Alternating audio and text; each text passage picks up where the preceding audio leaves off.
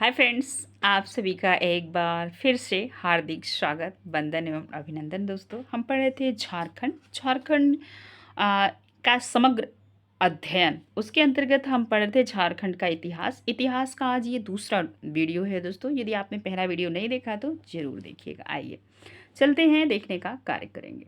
हम पढ़ेंगे छोटा नागवंश। छोटा नागवंश इतिहास के अंतर्गत है। झारखंड का जो इतिहास हम पढ़ रहे थे, प्राचीन काल हमने पढ़ लिया था। उसी के अंतर्गत फिर हमने आगे पढ़ा था मौर्य काल, मौर्योत्तर काल, पूर्व मध्यकाल और क्षेत्रीय राजवंश। उसी के आगे अब हम आज पढ़ेंगे छोटा नागपुर का नागवंश।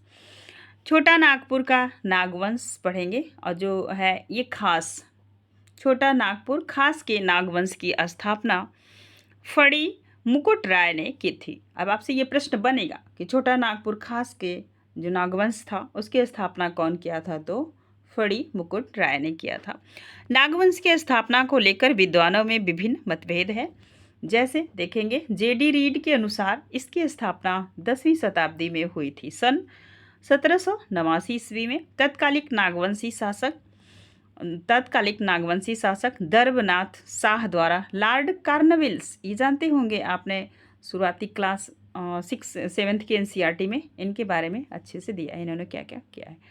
कार्नवालिस को प्रेषित कुर्सीनामा के अनुसार, मतलब इनके द्वारा लिखित जो रचना थी उसका नाम था कुर्सीनामा के अनुसार, फड़ी मुकुट राय का शासन 64 ईस्वी था। जनश्रुतियों के अनुसार फड़ी मुकुट राय पुंडरी नागवंश, यहाँ पे आप देख पा रहे होंगे जनश्रुतियों मतलब सुनो सुनाए बात, जिन्होंने पहले से लोगों ने बताया है।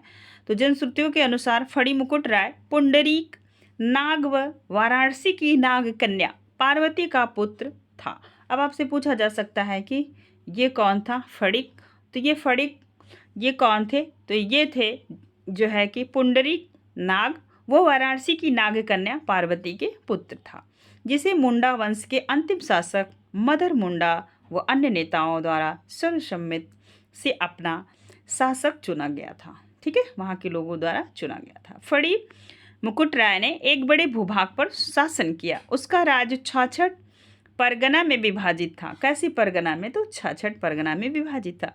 इसमें 18 खंखुड़, इसमें 18 खुखरागढ़ में, 18 दोईसागढ़ में, 22 घटवारी में और 8 जरचिंगढ़ में थे। शरद चंद्र राय के अनुसार रामगढ़, तमाड़, टोरी, लातेहार तथा बरवा पलामू, बरवा जो है ये पलामू डिस्ट्रिक्ट है और ये लातेहार भी झारखंड की जिला है। पलामू क्षेत्र उसके नियंत्रण में था। किसके नियंत्रण में था, तो फड़ी मुकुट राय के। फड़ी मुकुट राय ने अपने राज्य के पूर्वी भाग में स्थित पंचेत राजघराने में विवाह किया था तथा पंचेतों के सहयोग से अपने राज्य के दक्षिण में स्थित क्योंझार जिसका दूसरा नाम था उड़ीसा का क्षेत्र के राजा को पराजित किया। उसमें सूती याम्बे को अपने क्षेत्र की राजधानी बनाया तथा वहाँ एक सूर्य मंदिर का निर्माण कराया। इस मंदिर में पूरी उड़ीसा, जगन्नाथपुरी आपसे पूछा जाता है कहाँ स्थान है, तो ये उड़ीसा में। ओडिशा के ब्राह्मणों ने शुद्धिकरण का कार्य किया। फड़ी मुकुट राय ने राज्य में दूसरे क्षेत्रों से बुलाकर गैर जनजातियों को बसाया तथा उन्हें पद भी दिए, जैसे कायस्थ जाति, पांडे, भौराय श्रीवास्तव उनका दीवान था। क्या था, तो दीवान था, क्योंकि राजधानी और राजउत चलाने के लिए तो दीवान की जरूरत पड़ती ही थी। चलिए आगे चलेंगे। नागवंश के अनुसार महत्वपूर्ण घटनाक्रम। 68 ईस्वी में फड़ी मुकुट राय राज्य द्वारा नागवंश की स्थापना एवं सूतियाम्बे की राजधानी बनाया। आपसे पूछा जाएगा तो आप ये बताएंगे सूतियाम्बे उस समय उनकी राजधानी थी, फड़ी मुकुट के राज्य द्वारा नागवंश की। 163 ईस्वी में मुकुट राय शासक बना। 212 ईस्वी में मदन राय शासक बना। 346 ईस्वी में प्रताप राय शासक बना तथा राजधानी सूतियाम्बे से चुटिया हस्तांतरित की गई। ये आपसे प्रश्न बनेगा, कहाँ पे किया, सूतियाम्बे से चुटिया। 366 से 403 ईस्वी मणिराय का शासनकाल और 404 से 452 ईस्वी तक फड़ी राय का शासनकाल और 453 से 476 ईस्वी तक अहिंद्र राय का शासनकाल। तो ये नाम राय राय करके हैं, आप याद रखिएगा। 477 से 493 में यजेंद्र राय शासन, उनका शासनकाल रहा। और 495 से 533 ईस्वी तक हरि राय का शासनकाल रहा। 536 से 560 तक गज राय का शासन रहा। 561 से 601 ईस्वी तक सुंदर राय का शासन रहा। ये है सुंदर राय। 607 से 643 ईस्वी तक मुकुंद राय का शासनकाल रहा। आप देखेंगे 644 से 694 तक उमेदनी राय का शासन रहा। लास्ट में देखेंगे 695 से 700 ईस्वी तक ये कंचन राय का शासन काल, इनके शासन काल रहा इनका कंचन राय। इनको भी याद रखिएगा, नाम तो लग रहा है जैसे उसी हिसाब से इनकी काम भी होगी। ध्यान दीजिए, शासनकाल, इसके शासन में 12 वर्ष का अकाल पड़ा था। तो ये इम्पोर्टेंट बन गए क्योंकि इतने राजवंशों में जिन्होंने राज किया उसमें कंचन राय के शासनकाल में इसके शासन में 12 वर्ष तक अकाल पड़ा था। कितने वर्ष तक? 12 साल। ठीक है। और 1122 ईस्वी में भीमकर्ण द्वारा राजधानी को चुटिया से खुखरागढ़ स्थानांतरित किया गया। तो अब आप चुटिया से खुखरागढ़ स्थानांतरित कौन किया? तो भीमकर्ण। और आपने अभी ऊपर देखा था, आप सबसे पहले देखेंगे तो इन्होंने राजधानी बनाया था। ध्यान दीजिए, मणि मुकुट राय द्वारा जो नागवंश की स्थापना हुई उसकी राजधानी सुतियाम्बे बनी थी। ठीक है। इसके बाद आ गए आपके 346 ईस्वी में प्रताप राय शासक बना, जो राजधानी को सुतियाम्बे से ट्रांसफर करके हस्तांतरित कर दिया और कहाँ बनाया? चुटिया। अब चुटिया यहाँ पे सारे शासनकाल मणि राय, फड़ी राय, अहिंद राय, जयेंद्र राय, हरि राय, ये सारे वहीं पे शासन किए। लेकिन आके आपके कंचन राय ने शासन, कंचन राय के नीचे आएंगे भीमकर्ण द्वारा राजधानी को चुटिया से खुखरागढ़ हस्तांतरित किया गया। तो ये बनने वाले प्रश्न है, आपने नोट डाउन कीजिएगा। ध्यान दीजिए, फड़ी मुकुट राय के पश्चात कमशः मुकुट राय, मदन राय तथा प्रताप राय शासक बने। चौथे नागवंशी शासक प्रताप राय ने अपनी राजधानी को सुतियाम्बे से हस्तांतरित करके चुटिया को बना दिया। उसने वहां काशी के लोगों को आमंत्रित कर बसाया था। तो ये इम्पॉर्टेंट बन जाता है। काशी आपका पड़ जाएगा बनारस में, तो यहाँ के लोगों को आमंत्रित करके वहाँ बसाया था। नागवंशी वंश का एक शक्तिशाली राज शासक भीमकर्ण था। वह पहला नागवंशी शासक था जिसने राय के स्थान पर कर्ण की उपाधि धारण की। यह परिवर्तन कलचुरी नरेशों से संपर्क का परिणाम था जो कर्ण की उपाधि धारण करते थे। तो ये भी प्रश्न इंपॉर्टेंट हुआ। तो किसके जो है कि अनुसार किसके द्वारा ये ऐसे परिवर्तन किया, राय के स्थान पे कर्ण लिखना शुरू किया? तो ये कलचुरी नरेशों से संपर्क करके ऐसा करने का प्रयास किया। नेक्स्ट देखेंगे, भीमकर्ण के शासनकाल में सरगुजा के रक्सैल शासक ने उसके राज्य पर आक्रमण किया, परंतु भीमकर्ण ने उसे बरवा की लड़ाई में पराजित कर दिया। इस विजय के उपरांत नागवंशी राज्य की सीमा गढ़वाल राज्य की सीमा तक विस्तारित हो गई। राज्य को पराजित किया। पहले के राजा यही करते थे, दूसरे की जो है कि वहाँ पे अत्याचार करते थे, फिर राजा को पराजित करते थे, फिर वहाँ पे अपने चीज़ को बढ़ाने का कार्य करते थे। नेक्स्ट देखिए, भीमकर्ण ने मुस्लिम आक्रमण से बचने के लिए अपनी राजधानी को चुटिया से खुखरा स्थानांतरित कर दिया, जो कि उसके राज्य के मध्य में स्थित था। भीमकर्ण ने भीम सागर का निर्माण भी करवाया। तो आइए, भीमकर्ण आपसे पूछा जाएगा, तो भीम सागर का निर्माण करवाया था। नेक्स्ट देखेंगे, नागवंश की प्रथम राजधानी सुतियाम्बे तथा अंतिम रातूरगढ़ थी। कहाँ थी? रातूरगढ़ थी। तो याद रखिएगा। अब देखेंगे जो है कि पलामू का रक्स लेक। तो ये पलामू का देखेंगे रक्स लेक। ठीक है। इसके आगे फिर हम चलेंगे सिंहभूम की तरफ। देखिए, ये पलामू का रक्सैल वंश। तो पलामू भी एक ज़िला है झारखंड का। ध्यान दीजिएगा, इस राजवंश का क्षेत्र पलामू का दक्षिण पूर्वी भाग था। यह रक्सैल राजपूत जाति के थे जो राजपूताना के क्षेत्र से रोहतासगढ़ होते हुए पलामू पहुँचे थे। यहाँ रक्सलैक्स 2 हैं। तो ये क्षेत्रीय राजवंश सभी नीचे पढ़ेंगे। सबसे पहले हम इसके इतिहास को जानने का प्रयास करते हैं। देखिए, शाखाओं में विभक्त थे। कितने शाखाओं में? 2 शाखाओं में विभक्त थे हो गए। एक शाखा में देवगन में तथा दूसरी शाखा में कुंडेलवा में स्थापित हुए। तो 2 शाखाएं हुई, एक तो हो गया देवगन, दूसरा होगा कुंडेलवा में स्थापित हुई। दोनों शाखाओं ने पूर्व पृथक राजधानी स्थापित की और किले बनवाए। इसका शासक लंबे समय तक कायम रहा। 16वीं शताब्दी में चेरों द्वारा इन्हें हटाया गया। तो ये अभी आप देखेंगे चेरों भी एक जो है कि बहुत प्रसिद्ध जनजाति है। ध्यान दीजिए। आप देखिए सिंहभूम का सिंह वंश, ये सिंह वंश था तभी इसका नाम पड़ा था।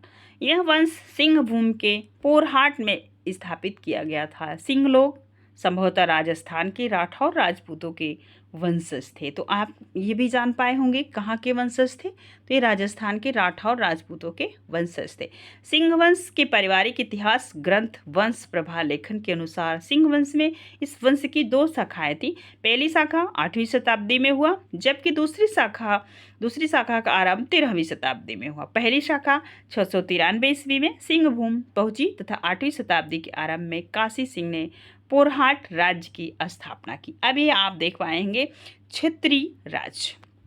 ठीक है, ये देखिए कैसे कैसे राजा लोग जो है कि राज करते थे।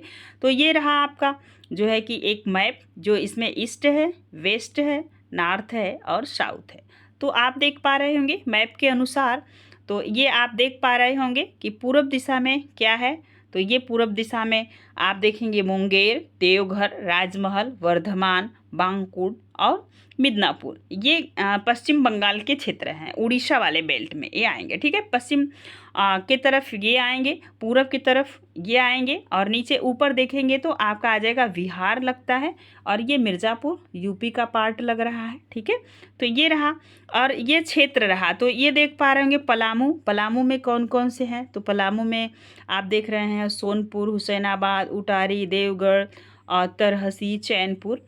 इधर देखें सरगुआ, जसपुर जो है कि आपका सरगुआ आ जा रहा है, और जसपुर है, छोटा नागपुर, खास राज, किंचून, पोहरगढ़, गांगपुर, बोनाई, क्योझार और मयूरभंज। ये उड़ीसा वाला बेल्ट आपका ले रहा है, मयूरभंज, क्योझार और ये वाला। तो ये आप देख पा रहे होंगे। इसके बाद ये कितने क्षेत्र हैं, क्षेत्रीय राजवंश है। तो 2 पलामू में है, एक बादम रामगढ़ में है, और खड़ जो है कि यहाँ पे आप देख पा रहे होंगे। तो ये चतरा का भी बेल्ट ले लिया है। और ये नक्शे के माध्यम से ये समझने का प्रयास कीजिए कि टोटल क्षेत्रीय राजवंश कितने थे। तो जो टोटल क्षेत्रीय राजवंश थे, यहाँ पे आप देख पा रहे होंगे खड़गढ़िया है, खड़गढ़िया। तो ये खड़गढ़िया जो है कि ये साहेबगंज और ये पाखुड़, गोट्टा, तो इस सब के क्षेत्र की तरफ ये राज करते थे। नेक्स्ट आपने देखा होगा इनका एक जिला है इधर पे गिरिडीह। ठीक है, तो ये चुटिया है, चुटिया, किंचून, पोहरहाट और ये है पाकवीर। आगे चलते हैं और देखने का प्रयास करते हैं। नक्शे के माध्यम से आप समझ गए होंगे। आप देखिए सिंह वंश की दूसरी शाखा थी 10 और जो है कि 1205 ईस्वी में। तो ये 1205 ईस्वी में दर्प नारायण, और 1205 से 62 तक इनका ये राज स्थापित रहा की गई थी। इसके द्वारा क्रमशः युधिष्ठिर 1262 से 71 तक रहे तथा काशीराम सिंह शासक बने। काशीराम सिंह ने बनाई क्षेत्र में पोरहाट नाम से नई राजधानी स्थापित की। तो एक काशीराम सिंह ने कौन सी राजधानी बनाई, तो ये बनाए थे पोरहाट नाम से। नेक्स्ट काशीराम सिंह के पश्चात उसका पुत्र अच्युत सिंह शासक बना, जिसने पौरी देवी को सिंह वंश की कुल देवी के रूप में स्थापित किया। अब आपसे पूछा जाएगा कौन सी कुल देवी है, तो आप बताएंगे पौरी देवी जो है एक कैसी देवी है, तो ये कुल देवी है, मतलब जिस वंश में आप जन्मे हैं उसकी। ठीक है, आगे देखिएगा, आगे आप पाएंगे एक आएंगे आपके च्युत सिंह के पश्चात त्रिलोचन सिंह तथा उनका पुत्र अर्जुन सिंह प्रथम शासक बने। अर्जुन सिंह प्रथम को बनारस से तीर्थ यात्रा कर लौटते समय मुस्लिमों द्वारा बंदी बनाकर कटक उड़ीसा ले जाया गया, परंतु बाद में छोड़ दिया गया। ये भी आप एक इतिहास का टर्निंग पॉइंट है। क्या है टर्निंग पॉइंट है, याद रखिएगा। सिंह वंश का 13वां शासक बना जगन्नाथ सिंह। शासनकाल शोषण व निरंकुशता का प्रतीक था, जिसके कारण भुइजा जनजाति के लोगों ने उसके विरुद्ध विद्रोह किया था। ये भुइजा जनजाति अब आपसे पूछी जाएगी तो याद रखिएगा, जो विद्रोह की थी। अब आएंगे मानभूम का मानवंश। अब आएगा मानवंश। इसके पहले आपने पढ़ा था सिंह वंश। कैसा वंश? सिंह वंश। सिंहों का इतिहास आपने देख लिया। तो अब आप देखेंगे मानवंश। देखिए इस वंश का शासक हजारीबाग तथा मानभूम के क्षेत्र में तथा हजारीबाग से दूध पानी से प्राप्त 8वीं शताब्दी के शिलालेख तथा धनबाद के निकट गोविंदपुर से प्राप्त कवि गंगाधर द्वारा रचित 14वीं शताब्दी के शिलालेख से इस वंश के विषय में जानकारी मिलती है। तो आप इन्हें याद रखेंगे, शिलालेख, ठीक है। 14वीं शताब्दी के शिलालेख से इस वंश के विषय में जानकारी मिलती। ये कैसा वंश आप पढ़ रहे हैं? तो ये मानभूम का मानवंश पढ़ रहे हैं। और मानवंश ये कहाँ पाया गया था? तो एक बार फिर से देखेंगे, इस वंश के शासक हजारीबाग मानभूम के क्षेत्र में हजारीबाग के दूध पानी से प्राप्त। तो हजारीबाग और दूध पानी दोनों दो चीज़ें हैं, ध्यान रखिएगा। 8वीं शताब्दी के शिलालेख में धनबाद के निकट गोविंदपुर से प्राप्त कवि गंगाधर द्वारा रचित 14वीं शताब्दी के शिलालेख से इस वंश के विषय में जानकारी मिलती है। मानवंश के शासक भी जगन्नाथ सिंह के समान निरंकुश व शोषण करता थे। कैसे थे? निरंकुश, इनके ऊपर कोई अंकुश नहीं था और ऊपर से शोषण भी करते थे जनता की, जिसके विरुद्ध 10वीं शताब्दी में भूमिज लोगों ने आंदोलन किया था। तो आप देख पा रहे होंगे, जब आप मनमानी करेंगे तो जनता रूट पे आएगी। मान राजाओं के शोषक चरित्र के कारण ही यहाँ की सबर जनजाति पंचेत क्षेत्र में पलायन कर गई। अब आप देख पा रहे होंगे, सबर जनजात जो है वो कहाँ पलायन कर गई? तो ये पलायन कर गई पंचेत क्षेत्र में।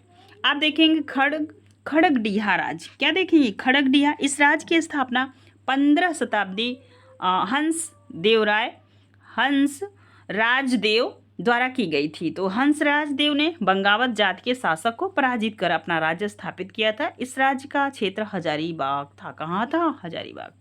नेक्स्ट देखिएगा, अब देखेंगे रामगढ़ राज बालदेव सिंह द्वारा सन 1368 में इसकी स्थापना की गई। बालदेव एवं उनका बड़ा भाई सिंहदेव पहले नागवंशी शासकों की सेवा में थे, परंतु बाद में राजा से मतभेद के कारण वे बड़का गांव क्षेत्र में परगना कौनपुरा के चले गए। उन्होंने यहाँ के स्थानीय शासक को पराजित कर कर्णपुरा पर अपना अधिकार कर लिया।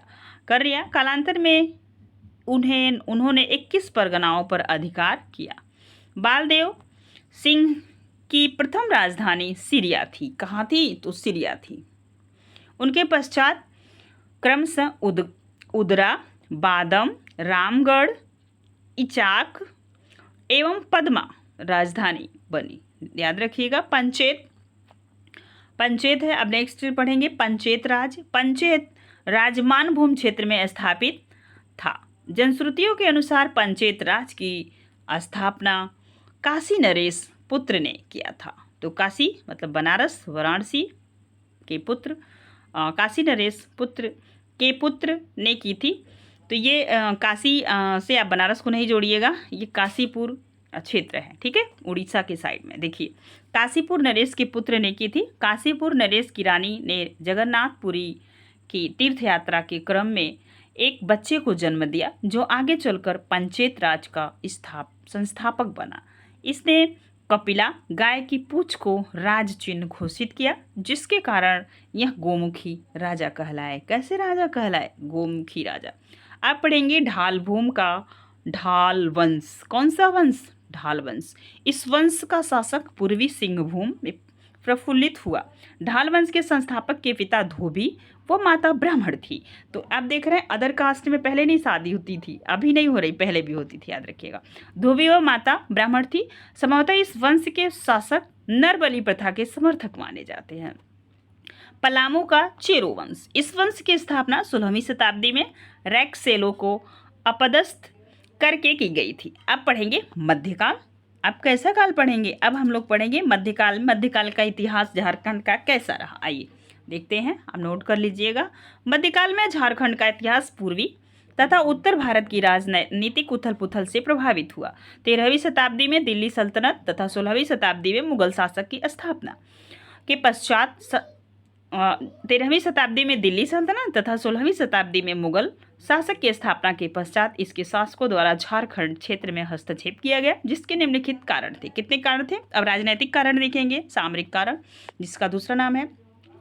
दिल्ली सल्तनत के सुल्तानों तथा मुगल बादशाहों द्वारा विस्तारवादी नीति का पालन किया गया। ये तो सबको पता था कि ऐसा ही जो है कि जब आप सल्तनत काल देखेंगे इल्तुतमिश वाला, तो ये लोग यही कर रहे थे। अब देखिए, पूर्वी क्षेत्रों में बंगाल तथा उड़ीसा जैसे महत्वपूर्ण क्षेत्रों की विजय के लिए झारखंड में प्रभुत्व स्थापित करना आवश्यक था। सूची चूंकि झारखंड पूर्वी व दक्षिणी भारत जाने के मार्ग में पड़ता है। अब आप देख पा रहे होंगे झारखंड, तो ये बिहार का जो पूर्वी क्षेत्र है, यही बीच में नीचे की तरफ झारखंड है, ये उड़ीसा वाला बेल्ट लेता है, तो वही। तो प्रशासनिक कारण क्या था? बिहार, बंगाल व उड़ीसा जैसे क्षेत्रों में प्रशासक सुचारू रूप से चलाना भी दिल्ली की सत्ता के लिए एक चुनौती थी, क्योंकि ये ज़्यादा इस साइड पड़ जाता था। दिल्ली कहाँ पड़ती है, ये क्षेत्र थोड़ा सा साइड में पड़ रहा था, क्योंकि ये क्षेत्र दिल्ली से अत्यधिक दूर स्थित थे। अतः यहाँ के स्थानीय प्रशासकों द्वारा बार बार स्वतंत्र होने का प्रयास किया जाता था। सल्तनत काल व मुगल काल में झारखंड का क्षेत्र अनेक बार विद्रोही गतिविधियों की शरण स्थली बना, क्योंकि जो है कि ये थोड़ा सा नक्सलाइट एरिया पड़ता है, तो यहाँ पे क्या होता था कि लोग छुपते थे। अतः इस चुनौती से निपटने हेतु झारखंड के क्षेत्र में प्रभुत्व स्थापित करने का प्रयास सुल्तानों व बादशाहों द्वारा किया गया। आर्थिक कारण क्या था? झारखंड का क्षेत्र प्राकृतिक संसाधनों से परिपूर्ण क्षेत्र रहा।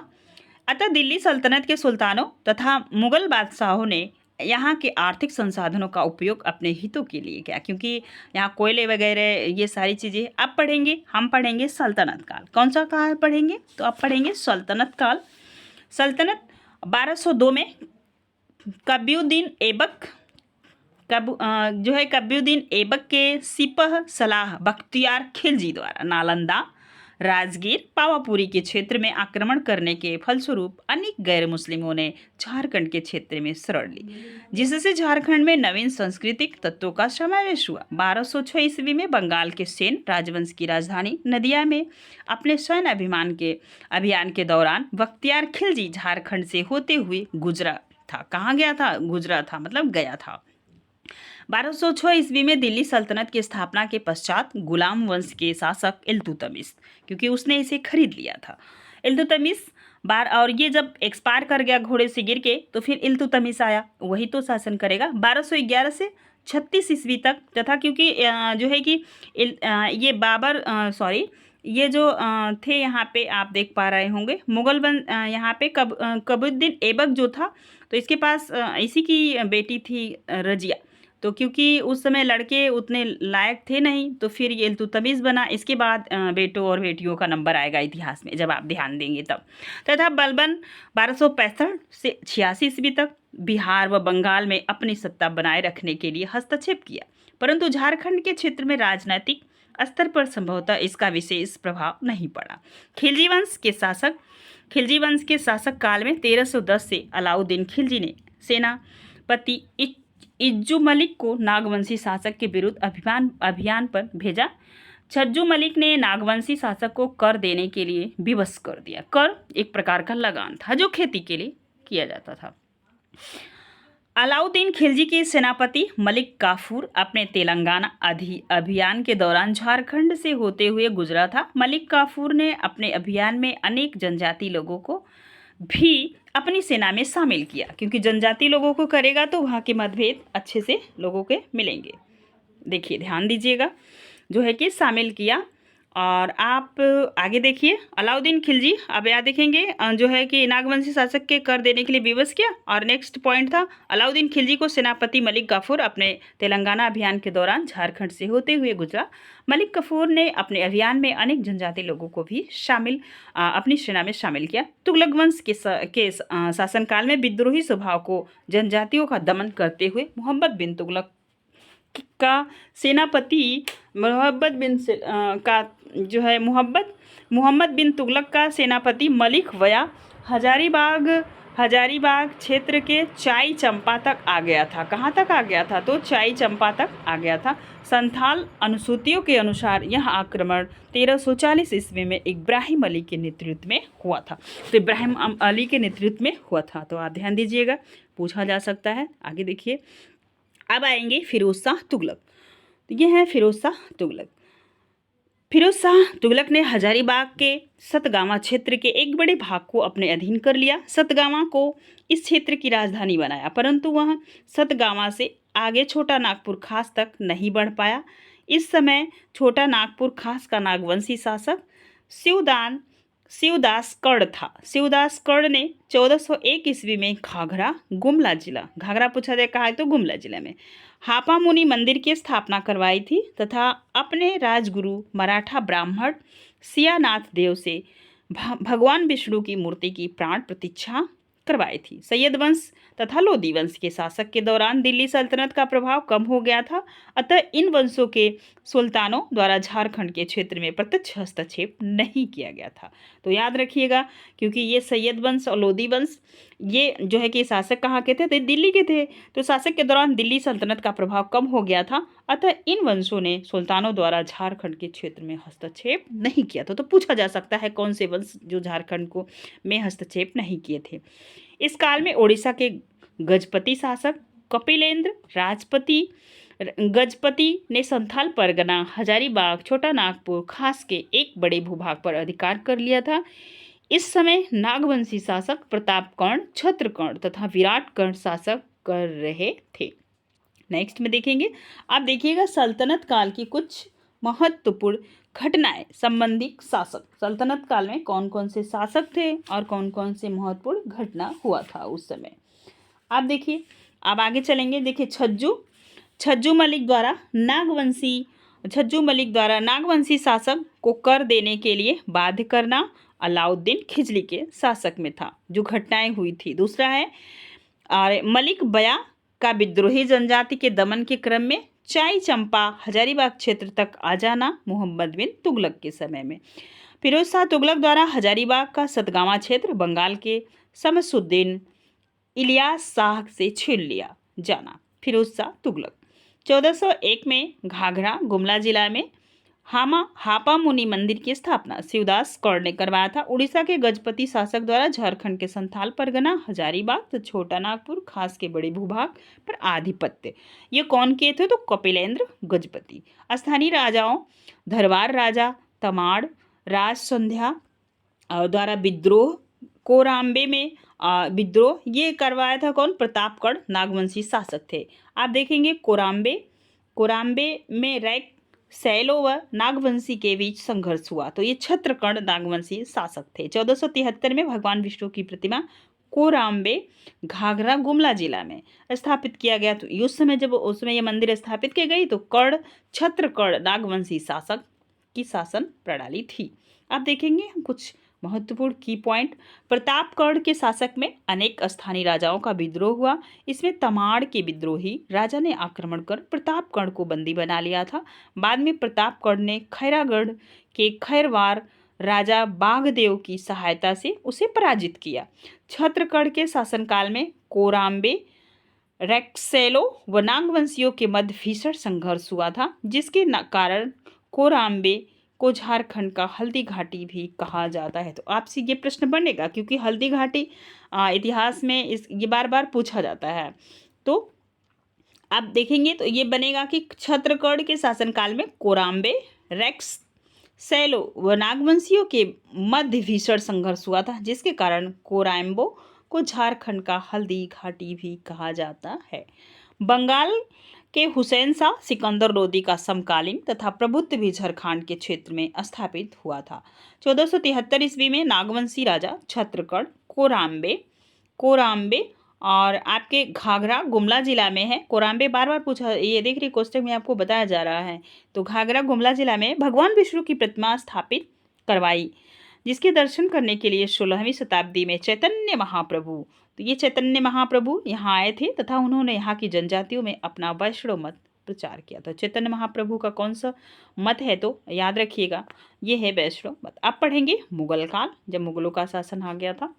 आप देखिए मुगल काल के बाद फिर हम आ जाएंगे आपके आगे जो है कि जहांगीर और औरंगजेब सल्तनत काल हो गया। अब आ गए मुगल काल में शेरशाह सूरी और औरंगजेब, जहांगीर, इन सबको पढ़ते हुए अकबर को भी पढ़ेंगे यहीं पे। आइए मुगल काल को देखती है। 1526 ईस्वी में पानीपत के युद्ध में मुगलों के द्वारा पराजित होकर अफगान दिल्ली की सत्ता खो बैठे थे, परंतु वे मुगल आधिपत्य के विरुद्ध बिहार, पूर्वी उत्तर प्रदेश के क्षेत्रों को केंद्र बनाकर प्रतिरोध करते रहे। इस क्रम में झारखंड भी मुगल अफगान संघर्ष का साक्षी बना। बाबर तथा हुमायूं के शासनकाल में इनका झारखंड क्षेत्र में विशेष प्रभाव नहीं पड़ा था, क्योंकि यह क्षेत्र इनके अधिकार क्षेत्र से बाहर था। शेरशाह सूरी, अब देखेंगे शेरशाह सूरी जिन्होंने पहला जीटी रोड बनवाया था, याद रखिएगा। मुगल सत्ता के प्रारंभिक काल में शेरशाह व मुगलों के विरुद्ध अफगान चुनौती के रूप में उभरे। उसने 1534 से 37 ईस्वी में बंगाल के शासक के साथ तथा 1530 से 40 ईस्वी में मुगलों के साथ अपनी सत्ता संघर्ष में झारखंड क्षेत्र का उपयोग अनेक बार किया। तो शेरशाह सूरी के समय में अनेक बार किया गया। नेक्स्ट, मुगल काल में ही पलामू को रेक्स सैलो को अपदस्थ कर चेरो राजवंश की स्थापना की गई। बी वीरोत्तम की पुस्तक the Nagvanshi and the Cheros के अनुसार चेरोज वंश का संस्थापक भगवत राय तथा चेरो शासक महारथ चेरो द्वारा की जाने वाली लूटपाट से परेशान होकर शेरशाह ने अपने सेनापति खवास खां को उसका दमन करने भेजा। अहमद यादगार की तारीख शाही से प्रमाण मिलता है, तो ये पुस्तक से इनको प्रमाण मिलता है, याद रखिएगा। कि खवार खां ने सोन नदी बिहार की शोक को पार किया। दरिया खां के साथ मिलकर चेरो शासक को पराजित करके उससे सफ़ेद हाथी प्राप्त किए। तो क्या किए? प्राप्त किए। नेक्स्ट देखेंगे 26 जून 1539 को चौसा की लड़ाई में मुगल बादशाह हुमायूं को पराजित कर शेरशाह ने रोहतास से लेकर बीरभूम तक के क्षेत्र पर अधिकार कर लिया। राजमहल के क्षेत्र पर भी उसका व उसके वंशजों का अधिकार अनेक वर्षों तक बना रहा। शेरशाह के समय झारखंड में शाही सिक्के चले। अब ये देख रहे हैं, अभी पहला जो है सिक्के का जिक्र यहाँ पे हो रहा है, वो किस वंश में हो रहा है, तो आप इसको याद रखिएगा, जो है कि मुगल काल में। ठीक है, नेक्स्ट देखिए, तो कैसे सिक्के बनाए? शाही सिक्के, झारखंड में शाही सिक्के चले तथा मुस्लिम सैन्य छावनियां स्थापित हुई। ठीक है, आप चलिएंगे नेक्स्ट आगे। अकबर का समय, किसका समय आ गया? अब अकबर को पढ़ेंगे। अकबर के कालखंड में झारखंड क्षेत्र में मुगल प्रभुत्व की स्थापना 2 चरणों में विभक्त कर देखा जा सकता है। प्रथम चरण में उसने इस क्षेत्र में सक्रिय मुगल विरोधी अफगानों का दमन किया। इन अफगानों में गाजी एवं हाजी बंधु जुनैद बयाजीत प्रमुख थे, जिन्होंने झारखंड का उपयोग मुगलों के विरुद्ध प्रतिरक्षी के रूप में किया। मुगल सेना ने जुनैद व टकरोई तथा रामगढ़, जिसका दूसरा नाम है, के क्षेत्र में पराजित किया। इस प्रकार 1576 ईस्वी तक इस क्षेत्र में सक्रिय अफगानों का दमन किया जा चुका था। दूसरे चरण में अकबर ने क्षेत्रीय राजवंशों पर मुगल प्रभुत्व स्थापित किया। उसने खोखरा के नागवंशी शासक के विरुद्ध अभियान भेजा। अकबर संभवतः इस क्षेत्र में शंख नदी से हीरा पाए। ये ध्यान रखिएगा, शंख नदी कहाँ पाई जाती? तो झारखंड में। ठीक है, देखिए, अकबर संभवतः इस क्षेत्र में शंख नदी से हीरा पाए जाने की सूचना के कारण आकर्षित हुआ तथा उसमें 1585 ईस्वी में शाहबाज खां के नेतृत्व में एक सेना भेजी। इस घटना के विषय में माथिर उल उमरा, अबुल फजल और अकबरनामा आईने अकबरी से जानकारी मिलती है। अबुल फजल ने इस आक्रमण के समय नागवंशी शासक मधुकरण शाह को बताया है, जबकि नागवंशावली के अनुसार इस समय नागवंशी शासक बैरी साल का शासक था। अब देखेंगे, अब हम अकबरनामा की पुस्तक में क्या क्या मिलता है इसको भी देख लीजिए। अकबरनामा से पता चलता है कि मधु सिंह ने मुगल अधीनता स्वीकार कर ली थी तथा 1592 ईस्वी में वर्तमान ओडिशा के शासक से विरुद्ध मुगल अभियान के दौरान उसमें मान सिंह तथा यूयुफ चख कश्मीरी के नेतृत्व में मुगल सेना का साथ दिया था। पलामू के चेरो राजा के विरुद्ध मान सिंह के नेतृत्व में मुगल अभियान चलाया गया तथा चेरो शासक भागवत राय रणपत चेरो को पराजित कर मान सिंह ने लूट के माल के अतिरिक्त 54 हाथी प्राप्त किए। तो ये संख्या आपसे पूछी जा सकती है। क्या पूछी जा सकती है? संख्या, याद रखिएगा, 54 हाथी। सिंहभूम के क्षेत्र में भी अकबर ने मुगल प्रभाव स्थापित किया। इस समय पोरहाट के तत्कालीन सिंहवंशी राजा रंजीत सिंह ने मुगलों की अधीनता स्वीकार ली तथा राजा मान सिंह के अंगरक्षक दल में शामिल हो गए थे। मान सिंह कहाँ हुए थे? तो अंगरक्षक दल में शामिल हो गए थे, मतलब राजा के आगे पीछे नाचेंगे। ठीक है, सॉरी, इसके लिए ध्यान दीजिएगा। मानभूम धनबाद तथा हजारीबाग का क्षेत्र भी इसी समय मुगलों के अधीन आया। राजा मानसिंह बंगाल तथा उड़ीसा के अभियान में जाते समय मानभूम से गुजरे थे। यहाँ उन्होंने परा एवं तेलकुप्पी के मंदिरों का जीर्णोद्धार तथा पंचेत के किले का निर्माण करवाया था। किसके किले का? तो ये पंचेत कई बार पूछा गया है, तो याद रखिएगा। पंचेत कहाँ है? तो झारखंड में है, ठीक है, याद रखिए। अबुल फजल के विवरण से ज्ञात होता है कि हजारीबाग का रामपुर क्षेत्र तथा 2 परगना 6 तथा चंपा मुगल सूबेदार मानसिंह के अंतर्गत बिहार सूबे में शामिल थे। 1592 ईस्वी में संथाल परगना के राजमहल क्षेत्र को राजा मान सिंह ने बंगाल विजय के पश्चात बंगाल को राजधानी बनाया तथा नए नगर का नाम अकबर नगर रखा। तो ये आप याद रखेंगे, बंगाल को राजधानी बना लिया, फिर बंगाल से राजधानी दिल्ली जाएगी, याद रखिएगा। इस प्रकार अकबर के काल में ही झारखंड के क्षत्रिय राजवंशों पर मुगलों का वास्तविक आधिपत्य स्थापित हुआ। यद्यपि यह आधिपत्य अस्थायी प्रकृति का था, क्योंकि 1605 ईस्वी में अकबर की मृत्यु के पश्चात क्षत्रिय राजवंश स्वतंत्र होने का प्रयास करने लगे थे। तो दोस्तों आज के लिए हम यहीं पे वीडियो को एंड करेंगे और इसके आगे हम पढ़ेंगे जहांगीर से। तो याद रखिएगा, हम प्लेलिस्ट बना देंगे। अगर वीडियो पसंद आएगा तो प्लीज़ लाइक कीजिएगा, एक प्यारा सा कमेंट कीजिएगा और चैनल पे नए हो तो चैनल को सब्सक्राइब कीजिएगा। धन्यवाद।